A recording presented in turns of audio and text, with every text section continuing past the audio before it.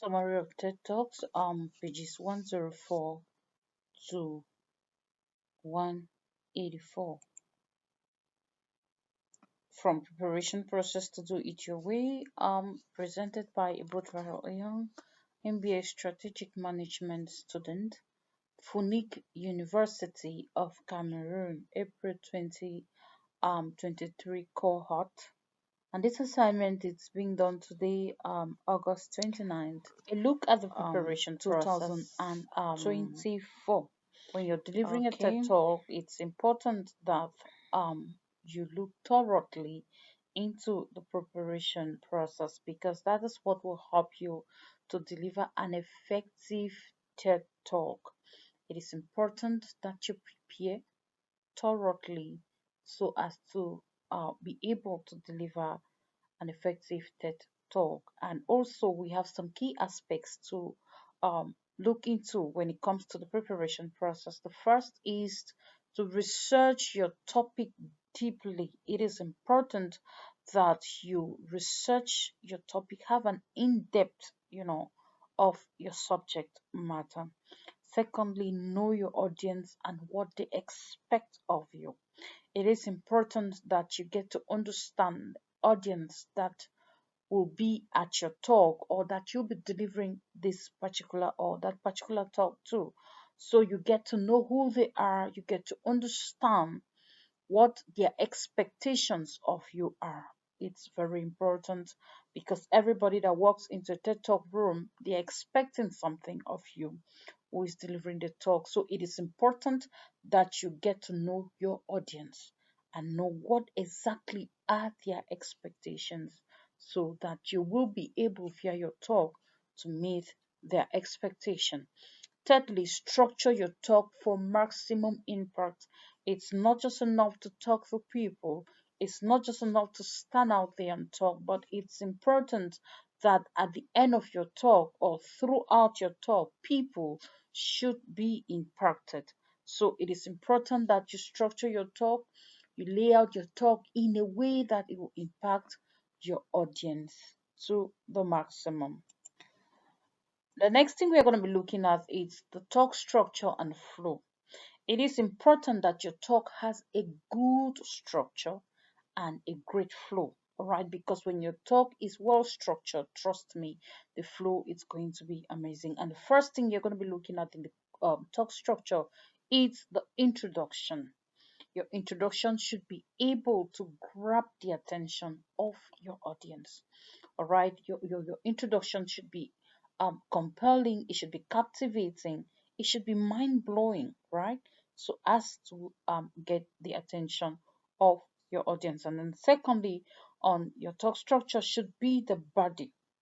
Present your key points in a clear and concise manner, in a logical manner. All right, the body of your talk carries the weight of your presentation. So it is important that this talk be clear. Let your audience get the exact message that you want to pass out and ensure that this message is passed out in a logical manner. And then thirdly, we are looking at the conclusion. End with a memorable statement or a call to action. It's always important that you end your TED talk with a memorable statement. It can be a quote from a renowned personality, depending on what you're talking about, and also a call to action. Like you can tell your audience, how do you hope to achieve your dream by 2010? That is a call to action, right? Or you can drop a quote. I always say it is important for you to rise above your background. So you can drop a quote that will help your audience, plant that talk in their minds. Visuals. Use visuals to reinforce your message and keep your audience engaged. It's important that you use visuals during your talk. They always say that images communicate more than our words, right? Using visuals it's going to plant your message in the minds of your audience. The next is key rehearsal techniques. It's important that you rehearse or practice, right? They say practice make perfect. The more you rehearse, the more confident you become. or don't undermine rehearsals or practice. It's important that you rehearse your talk, and also it's important that you rehearse before people so you can get constructive feedback. You can rehearse before your parents, you can rehearse before your friends, you can rehearse before your children. It's important. And also, while you're rehearsing, timing is key. All right, time yourself during practice so that you stay within the stipulated time frame of your talk. And lastly, it's important that you make adjustments based on rehearsal feedback, right? Those people that watch you rehearse, it's important that you get key feedback from them, and then you can use that feedback to adjust talk. Now, let's get to authenticity, all right? Do it your way, be real. It's important that you be yourself. Authenticity is key to connecting to your audience. The best way you can connect to any audience is to be yourself. Don't try to be any other person. Don't try to be a different speaker while you're before your audience.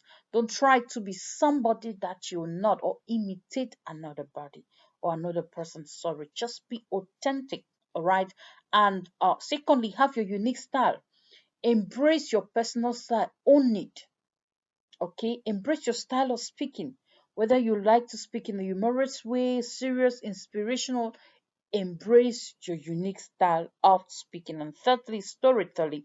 It's important that you use your personal stories to illustrate your points and make your talk more relatable, right? Don't try to use somebody else's story. Of course, if you are the key protagonist in your own story, it's easy for you to share that story and get your audience relate and engage with you during your talk. And lastly, your comfort zone. Push yourself, but don't force a style that doesn't feel natural. It's important that you remain within your style, right? You remain authentic, you remain natural. Now, let's talk about handling nervousness and stage presence. Of course, a lot of people have this challenge. First is nervousness. Nervousness. Understand that nervousness is a natural and can be channeled into energy. All right. You can want to deliver a talk and then you're feeling nervous, and then you just quickly channel that nervousness to some kind of energy. All right, when you get on stage and then you're breathing, and if you're feeling nervous, you just be like, hey people, please just cheer yourselves up for being here. That's a way, to channel your nervousness to some kind of powerful energy, to keep the room alive. Secondly, body language. Maintain open, confident body language. It's important that your body language be open, your body language be confident enough before your audience. Eye contact. It's important that when you're speaking, you have that eye connection with your audience. Do not talk to your audience with your face down or watching or looking at a different direction. It's important that you maintain regular eye contact with your audience. Now, movement. Use powerful movements to emphasize points. All right, it's important. You can use your hands, you can use your legs, just in a bit to emphasize your point, but avoid pacing or distracting gestures. All right, do not use gestures that are distracting. Don't turn your words. Don't do stuff that will distract your audience instead. Another point is engage your audience, right? It's important that you engage your audience. Let there be interaction in the room. Ask questions, encourage participation, use humor to engage your audience. Okay. Secondly, adaptation. Be ready to adapt your talk based on audience reaction and feedback. While you're speaking, your audience are going to be reacting differently. Try to adapt to their different reactions so as to get your talk, to your audience. And then also, it's important that you prepare for questions and answers. I know most times speakers come up and we feel like nobody's going to ask you a question. Of course, it's just important. There might not be a question and answer session during your talk, but it's important that you prepare. You don't know what might happen. Just get yourself prepared so you don't be embarrassed. And then lastly, it's important that your talk be making an impact. Okay. Reinforce memorable conclusion, reinforce your key message, and leave your audience with something to ponder. It's always important that you leave your audience with something that they can reflect on, with something that they can think about, with something that they can key remember. And call to action, encourage the audience to take action based on your talk. And lastly, aim to inspire and motivate your audience to think differently or take action. Your talk should not just be something you do regularly or something you are just doing.